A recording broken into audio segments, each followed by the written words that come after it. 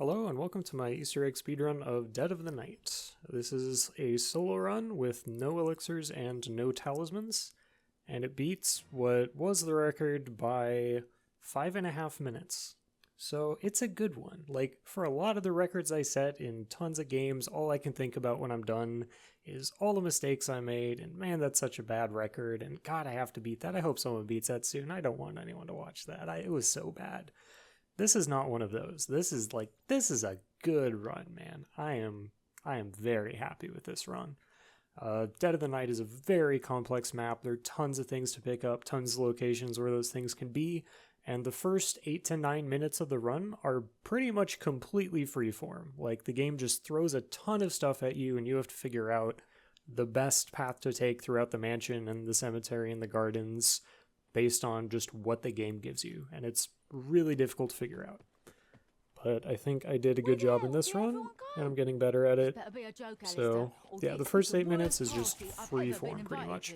I spend the first 2 rounds just collecting points with these zombies.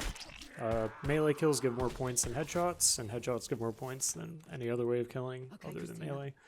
So, and points are a very important resource. So there I was checking the candle spawn and the charcoal spawn in the main hall. And at the very beginning, I look up at the Atlas statue to see what the starting state is for the Atlas problem, as I call it. And as it turns out, there are only 6 possible starting states, so you can just calculate and memorize the optimal solution for every possible starting state. And what I do is I just glance at it, I look at my notes to see what the best solution is, and I type that in the in-game chat, and it'll be there for me when I need it. So, I already know how to solve that problem in, 15 minutes or however long it takes. This is pretty much the only part of the run that is consistent where I go to the library first. So fun facts about the symbols. The first set of 4 symbols that are on the lock are never the correct symbols. So if you move them all by 1, that saves you, on average, half the time that it takes to actually input the code later on. And I have to wait for all these zombies to spawn in and get close to the crystal anyway, so I can spend that extra time now to save that amount of time later. And that also tells you 4 locations that you don't have to check for the symbols, because each of those symbols can be in 4 different locations, but each of those locations has a specific letter associated with it. So now I only have to check 2 of the remaining locations, and if it's not at either of those, then I know it's the last one. So you only actually have to check half of the symbol locations to be able to know the code, which is pretty cool. So I got the doll, so I'm going to go ahead and activate Nurse Katie now. Pretty much as soon as you know where Nurse Katie is, you want to go to her straight away, because she defines a lot of what your route is going to be like, mainly because you don't want to backtrack at any point. So you don't want to visit gardens until you know that Nurse Katie is not going to go to the gardens, because backtracking there takes forever. So here I'm just following her to see where she's going to go. I still don't know all the different paths Katie can take. She goes all over the place, so many places she can go. I'm going to abandon her for a little bit while I get this done in the basement, or in the cellar. And I've already collected the candle holder and the trophy, which was pretty lucky, because normally I don't get the trophy till much later, so I can go ahead and melt the silver right now. Normally you have to make an extra trip down here to melt the silver after you get the trophy from the dining room, but since I have everything, I can just take care of that and not have to come back to the cellar for the remainder of this first section of the run. And now that I'm done with that, I'm going to rejoin Nurse Katie and see where she is going to go. I got pretty lucky getting a double points at the beginning of one of these early rounds. Points are definitely a very scarce resource in this run. There, I saw that she took a right instead of a left. If she goes left, then she's always just going to go ahead to the cemetery, and I would have just followed her there. But since I saw her go to the right, I know that she's not going to the cemetery, so now I know that it's safe for me to clear this out while I'm on this side of the mansion. And then once I'm done with the cemetery, I can continue on with Katie. And here, I just care about the symbol and the bat guano. So we pick that up, and as it happens, this is also where the vampire challenges. I check the symbol there, and I know it's a blue X, so I just type BX into the chat, so it'll be there for when I need it earlier. Later, rather. You have to kill exactly 5 bats to get the tuning fork, and I'm not yet totally confident on the mechanics of this. Specifically, whether you can kill the vampires, like, outside of this area, and they still count. Because I would like to just, like, spawn in 5 bats, and then leave and have them chase me, and then just somewhere in the mansion I kill the 5th one, and I get the tuning fork, but that doesn't quite seem to work, so I still need to do some testing on that. Fast travel is definitely the fastest way to get back from either cemetery or gardens. I pick up the charcoal there, which I had seen at the very beginning of the run. And get up with Nurse Katie yet again. Sometimes you do just follow her all the way to the end because there's nothing efficient for you to do. And then I abandon her to go do the bedroom. Man, I abandoned her like 4 times during this. That's kind of crazy. But you do what you have to. So once you do the vampire challenge that starts vampires spawning on future rounds, they are pretty dang annoying, but that was just the best time to do it, so now I have to deal with it. This is a really good area in which to use the hammer because all of the zombie spawns are really close together, so you can clear out even later waves really quickly. You don't have to wait for zombies that spawn far away from you to get close. So that's a pretty good location to just rack up points and clear out a wave real fast. And now that I've gotten all 3 of the crystals, I no longer need zombies to be in any specific area as I kill them. And as it happens, she's heading all the way to the gardens. I mean, like, she started in the main entrance, and then she went through East Hallway, Main Hall, West Hallway, Dining, Gardens. Like, she goes everywhere. But I'm actually really happy with how I routed this out, just following Nurse Katie wherever she went and knowing when I could abandon her. So there, I know it's a green X, even though I didn't actually, like, look at the green X, because I've checked the other 3 locations, and it wasn't there, so I know that last location always has an X, so I know it's a green X. I would have used the fast travel to get back if I had enough points, but again, points are very, very scarce. And since I've bought Stamina Up, which is nice to get early, that leaves me pretty dang short on points for a lot of the early parts of the run, so that means I can't use fast travel and such like that, but Stamina Up definitely saves enough time just running faster that it's pretty worth it. And now I have all of the things other than the tuning fork from this clock.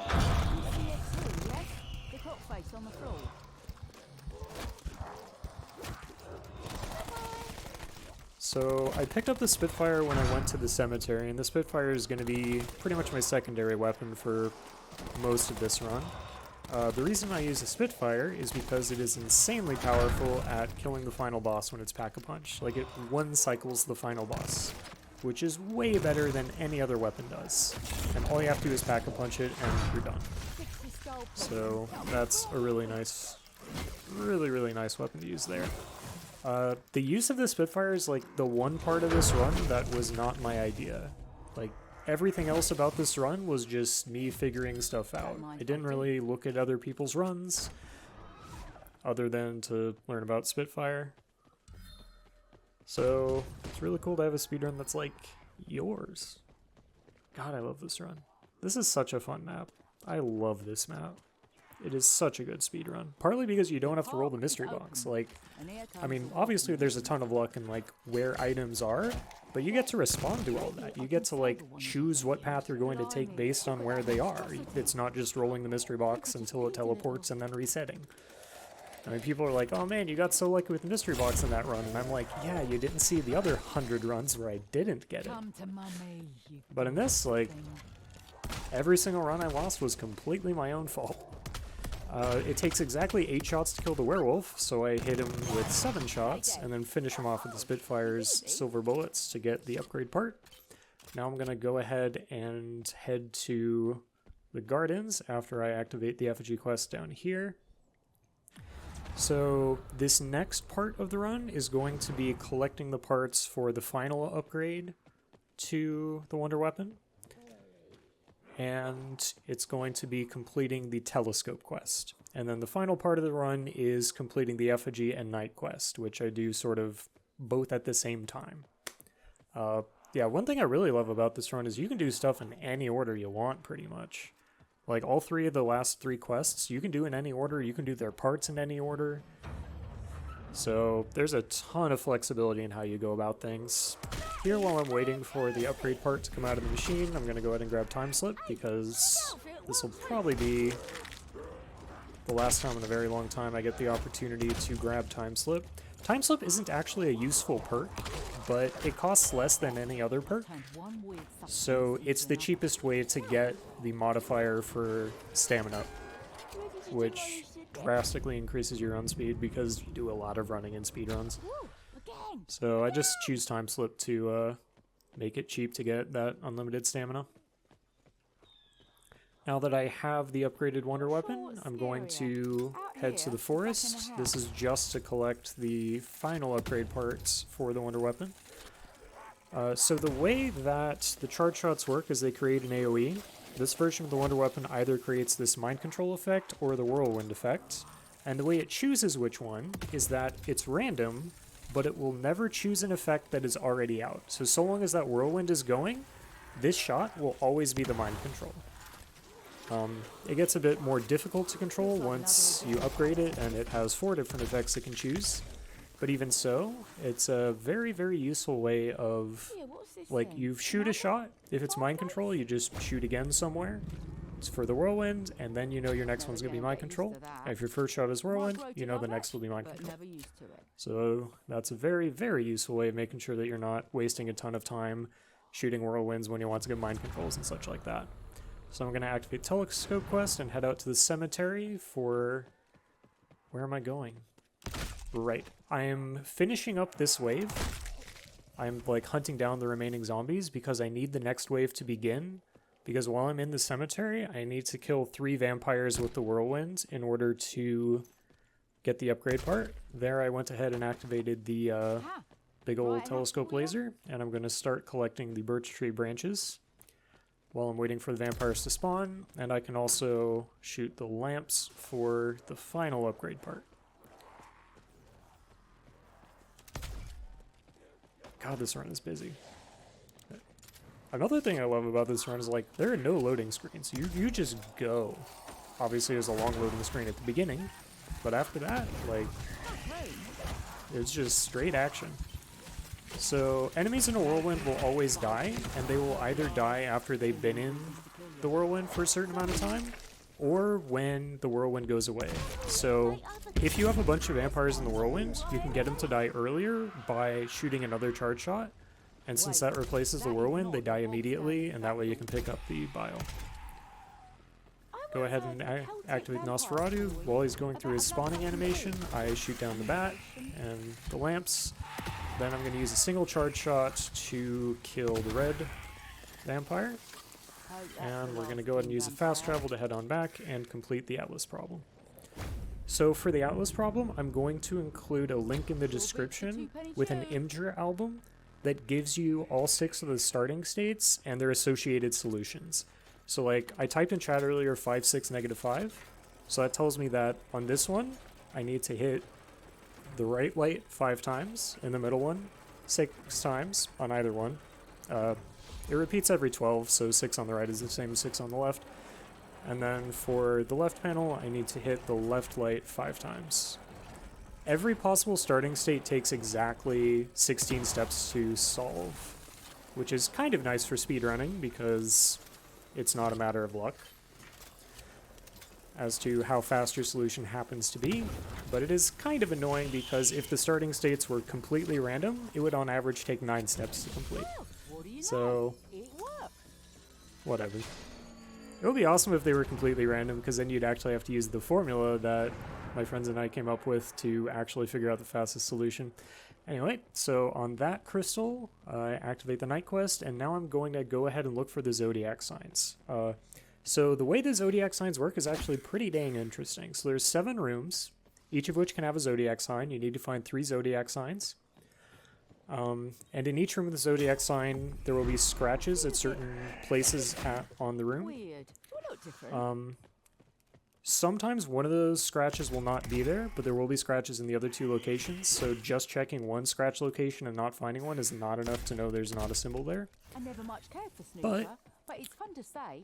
So Snooker. each room with the Zodiac sign will have between 7 and 15 total scratches, and it will always be an odd number, right? So sometimes you'll get like 7 with one symbol, 9 with another symbol, 13 with the other symbol, right? But it's always an odd number between 7 and 15. So that means that you can very frequently like skip checking certain scratch locations because you know that with the scratches you've already seen, where it's going to be in the order of Zodiac symbols without knowing the precise number. Or sometimes you can just derive the precise number from it. So there's just small amounts of optimization you can do by knowing what scratch marks you need to look at, which ones you don't. Here I have to backtrack a little bit to grab a new shield because they broke it. There are some parts in the run where the shield is mandatory, such as the bit coming up with the telescope, but it's mostly just useful as a defensive option. Not so much like using it actively, but it's very, very useful just to protect your behind. 4 hits is not that many hits, especially with werewolves and vampires, so it's a very, very useful defensive tool. So now I've located the 3 Zodiac signs, and I know what order they're going to be in, so all I have to do is input it here. One thing I'm not happy with is my speed at recognizing where the Zodiac signs are on this rotary. I'm pretty sure they're always in the same order, so I should really just like write down the order and memorize it so that I know which way I'm going to have to turn it before I even get here. But it takes me a bit just to find each symbol and get to it, unfortunately. Now we're going to go ahead and start the telescope mission, and as the telescope mission is going, I'm going to manufacture the upgrade parts for Alistair's Annihilator. Because it takes about like 10 or 15 seconds after you put it in the machine for the part to actually come out. I also get a Carpenter upgrade there, which is pretty good, because it repairs your shield fully. So that means that it's less likely I'm going to have to go repair it later on. So for this fight, I'm not quite certain about its mechanics yet. It definitely ends when you kill 5 werewolves, and there's definitely a delay before any werewolves spawn. But I don't know if that delay is just a time delay, like, you know, it's 1.5 minutes before the first werewolf spawn, or if it's a certain number of zombie kills, or if it's a certain number of, like, vampire kills, or if there's a random spread that it can be, or stuff like that.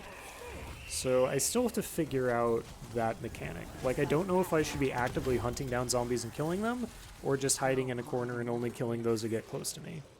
Although, if you stand in this corner and just keep an AoE down in about that area, nobody's going to touch you other than werewolves.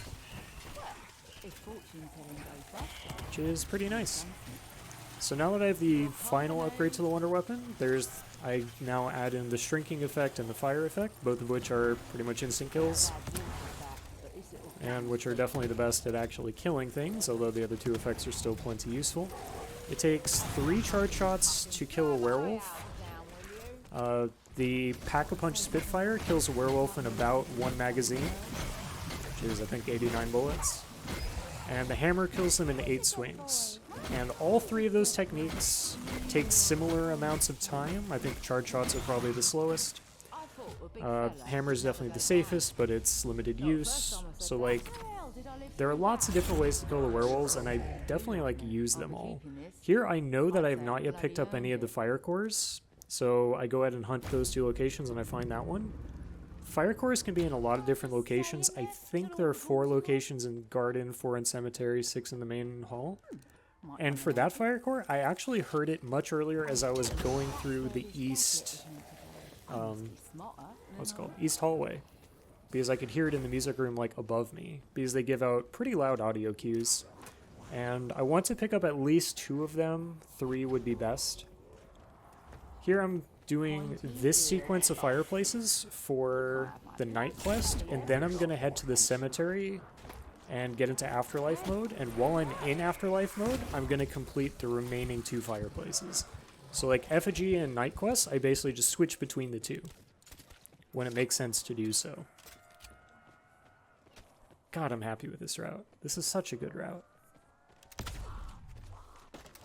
It's so rare that I'm like really happy with the run I've done. This is special. I also get lucky in that her graveyard is, or her grave plot was right next to the last tree. In your first few times in the cemetery, it's useful to keep an eye out for where your character's cemetery is. But this time I didn't find it earlier, but I got lucky and found it right away there. No husband, no children. So that dialogue is important because it takes a different amount of time for each of the characters. Like, they each have a different line that they say, that each take different lengths, and the game waits until a dialogue is done before it proceeds. So that means that each character, in theory, takes a different amount of time, and so they can be faster or slower. I'm going to be talking about that a bit more at the very, very end of the run where there's another of those cases, and I will reveal who the best character is. I mean, it's probably the one I'm playing, but the more important one is the slowest, who you can probably guess. So now I'm going to do the remaining fireplaces as I am hunting for Nurse Katie again. As it happens, she was in the Danu entrance hall, which is reasonably lucky. As I'm hitting this fireplace, if I hadn't found her earlier, when you're hitting that fireplace, you're actually close enough to her bedroom spawn that you will cause her to spawn and start moving a little bit from the other side of the wall. So if I hadn't found her at entrance hall, I would now also know whether or not she was in the bedroom. And then finally I'm going to do this last set of fireplaces. And one useful bit of this is that the last of these fireplaces is in the dining hall, which is another place where Nurse Katie can spawn. So just while doing these last two sets of fireplaces, you can sort of naturally check 3 of her 4 spawn locations. And if she's not in either of those 3 spawn locations, then you know she's in the wine cellar. So this is going to be the last set of fireplaces, so now I can start to put the crystals in the knights and get their souls to follow me. Unfortunately, you cannot activate the knights until you've collected all 3 crystals, so this is like the earliest point in time where I can start the crystals. So I'm going to drag this crystal next to the crystal in the main hall, and I'm going to leave the crystals there while I do the remainder of the effigy quest, and then I'm going to come back to them with the crystal from the graveyard. So again, like, you just sort of do a bit of one quest, do a bit of another quest, set up for the next bit of that quest, and God, it's so much fun. The crystals have a pretty long tether range, but it's definitely possible to get out of it, as I did a little bit there in the dining room.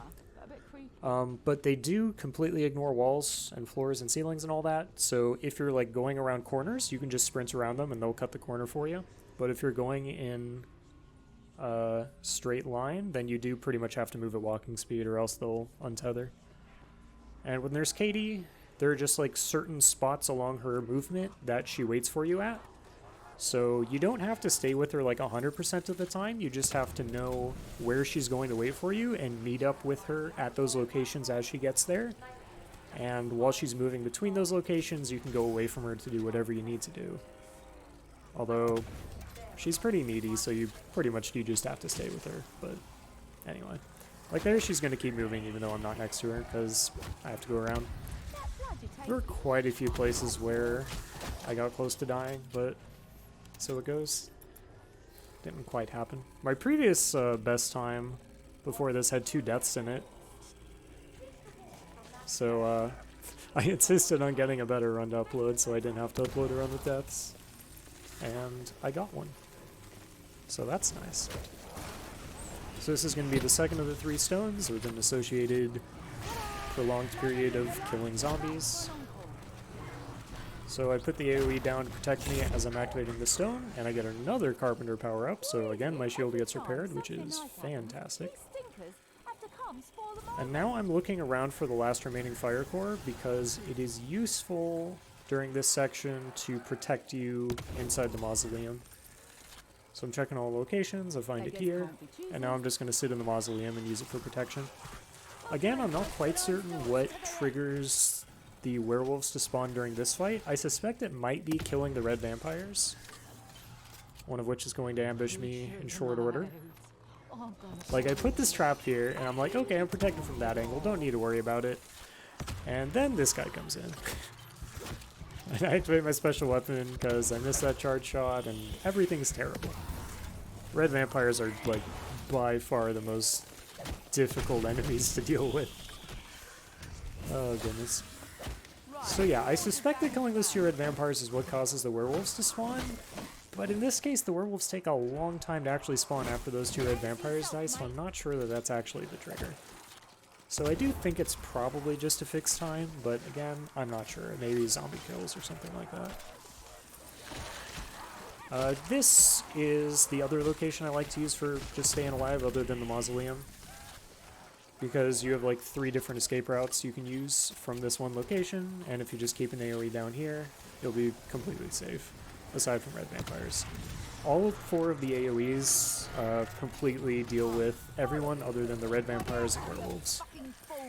And the boss, I suppose. So for this first werewolf, I'm just going to be using charge shots because the hammer's duration is usually not quite long enough to last from the first werewolf to the last. So I weaken the first one with the hammer. When I see the second werewolf, then I take out the hammer because I know I'll probably have enough time. And it lasts just long enough to take out the third werewolf. And this fight always ends after 3 werewolves. So that takes care of this stone. And it's about this time in the run where I realize I'm like 2 minutes ahead of my best time. So now the adrenaline really starts pumping. So now I just have to take this stone to join the other 2, and then proceed to the forest for the final stone, and then the boss fight. Yep, just walking with the stone. It's nice to have those few moments of calm before the storm, you know? And again, you can move a little bit faster as you're going around corners, because the stones don't really care about corners. And the last crystal is going to be where that knight statue was that I opened earlier. So, you need to kill zombies next to the knight, like, ghost statue things. It takes 7 zombies per statue, and you need to do it a total of 6 times. So, it'll definitely take at least 2 waves. Like, you can't do that on just 1 wave. You have to do it over 2 waves. So what I like to do is to kill the wave prior to this one. So, like, I killed wave 12 as I was entering the forest.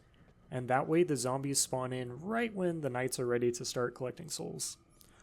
Here I somehow managed to untether the red crystal, but not the other 2, which is kind of weird because they're all pretty much in exactly the same location. So I pushed my luck a little bit too hard, and I did have to backtrack a bit to grab the red crystal and escort it, which is why the zombies started to spawn a bit earlier than I was ready for, but didn't waste too much time, maybe a few seconds. So as soon as the knight spawns, I'm going to go ahead and put down the whirlwinds. And once I see that 7 zombies are inside the whirlwind, or at least 7, I can go ahead and just run away. There I run into a whole bunch of zombies and trigger Dying Wish, which is fine as long as I don't die again, which I don't, so everything's safe. Good news. Again, just waiting for 7 kills. Then I know that that knight will have gone, and I can start doing this one. And it's usually at this night that this wave is going to end. So you pretty much just do like the first 3 knights locations on one wave, and then the remaining locations on the next wave. So now I just need to finish this wave, and that'll be the end of it. Double points is actually kind of handy because I'm not sure that I would have gotten enough points to fully pack-a-punch the Spitfire if I hadn't gotten it. Which is usually not the case. I usually have a ton of points, but this run was so fast that, like, I usually get to here on round 15, not round 14. So I'm shorter on points than I normally am, just because it hasn't taken as many rounds to get this far. First world speedrunning problems. Actually, I got no value out of this double points because it took so long for the wave to come up. Alright, everything was cool. Again, just waiting for exactly 7 zombies to come down, and then I can go ahead and head on out. As it happens, that knight only got 6 zombie souls, so I do have to feed it 1 more at the very end, but it didn't really cost time. You really need to fire those nails. It's generally better to get either the shrinking effect or the fire effect, because it instantly kills zombies instead of either mind controlling them or doing the whirlwinds. The mind control is the worst generally because With that one, the zombies retain their collision. Here, I get lucky and a werewolf happened to spawn like during that round, just naturally. So I get to kill him here. Normally, after the knights do this triangle thing, some werewolves spawn, including this one, but like it takes a while for them to get to you. But I got lucky in that they just came straight to me. And I also got lucky in that a nuke spawned to kill off that wave immediately. And now there's this nuke, so I get to kill a bunch of enemies at the beginning of this challenge without worry. And I'm able to fully pack the Spitfire for the boss fight. Fully packed Spitfire is also very effective at killing werewolves. It takes like half a magazine.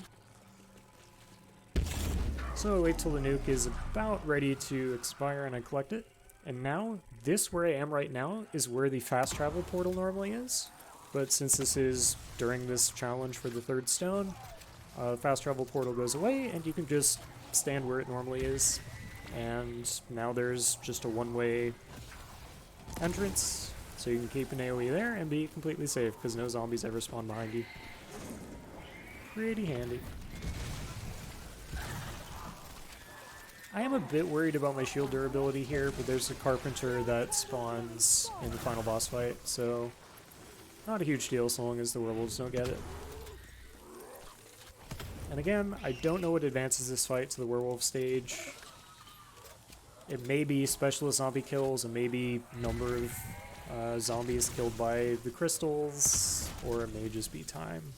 I suspect it's time, but if it's not, I would really like to know.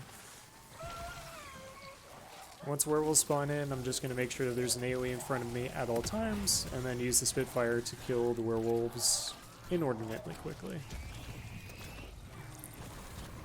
And coming up, we'll have the final boss fight in a bit. God, I love this run. This is definitely my favorite map in zombies. And it's definitely my favorite speedrun in zombies. So I guess it overtook Voyage as my favorite. That's fine.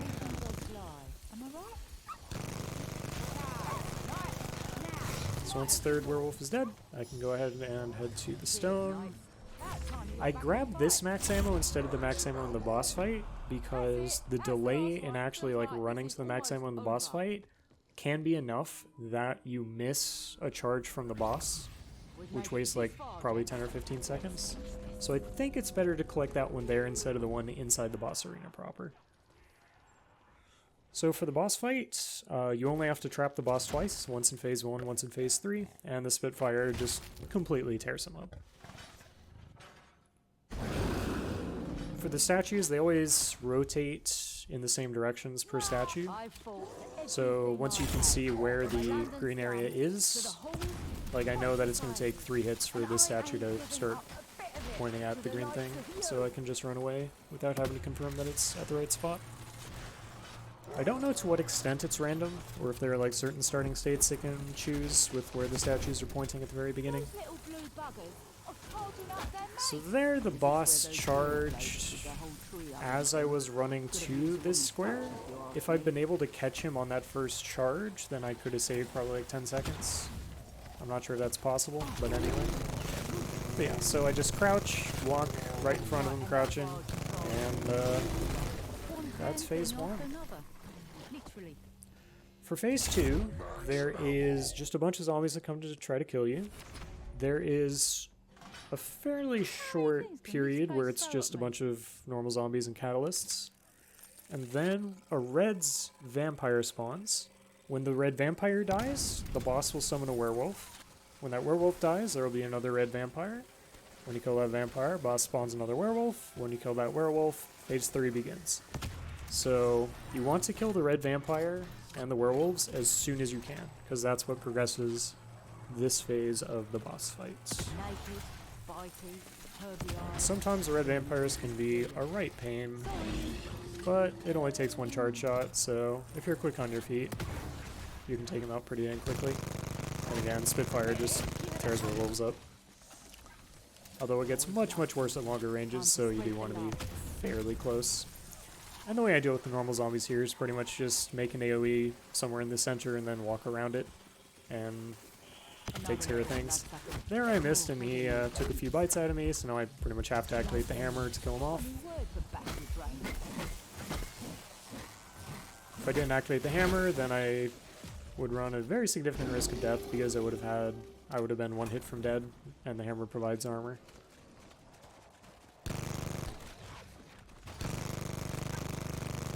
When you kill the last werewolf, all the zombies just die to start off phase 3, so you don't have to worry about zombies coming at you as you're killing the last werewolf, because as soon as the werewolf goes down, they'll all keel over.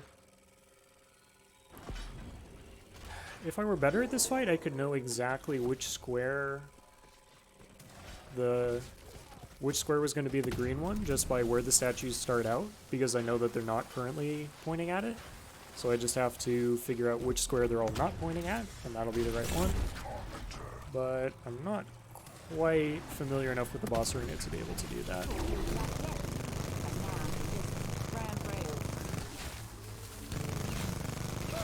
And again, just Wildfire, FMJ, Extended Mags, Fast Mags, and you can take them out in a single cycle. Alright, so that dialogue is the other one I've discovered that the game waits for before continuing. So I timed all 4 of the characters and how long their dialogue at the Wicker Man and at the end of the boss fight take. And as it turns out, Godfrey, Morella, and Gideon all take pretty much exactly the same amount of time between those 2 dialogues. Like, they're a few tenths of a second apart. Although Morella is faster by like 0.3 of a second, although that's probably within my margin of error, so whatever. But the Brigadier has like a 25-second quote at the very end of the run after the boss. It takes so long, and in total he wastes 10 seconds over the other 2. So long as you're not playing the Brigadier, you're fine. So that's the run. Again, no elixirs, no talismans. 5.5 minutes faster than the next fastest time. Faster than the 2-player record by 12 seconds. And a very, very good run. Like, I'm trying to think of what went wrong, and basically nothing did. The Zodiac part took a bit longer than it might have otherwise, just because it took so long to find all the Zodiac symbols. I had to actually search every single room. And sometimes you just get lucky and find them in the first 3 rooms and you're done. But, I mean, nothing you can do about that. Where is my father? What have you done to Alistair Rhodes? That was a good run. That was a really good run. So again, if you want to find the optimal solutions for the Atlas puzzle, I'm going to put the Imgur link down in the description. So that should help you out with those. Godfrey, talk to me! And I think I managed to fit in everything in this run. This run is so complex. Like, everything I picked up can spawn in like 3 different places. And figuring out the best path to take between all of them is real tough. But I'm super happy with my route. I'm super happy with how I executed this. Whew. Good times. Good times. I think that'll be it for me. I'll go ahead and let the cutscene play out and show the ending screen and all that, just for the sake of completion. But I'm going to go ahead and sign out. I hope you enjoyed the video. It was really fun. I still have no plans to do Blood of the Dead. It's a frustrating enough level that I don't really have the motivation to do it. It also tends to crash a bunch for me, not sure why. But as soon as another Zombies map comes out, I'm sure I'm going to try to speedrun it, because Zombies is fun, Easter eggs are fun, speedruns are fun. All 3 together, perfect mixture. Perfect. Alright, peace out.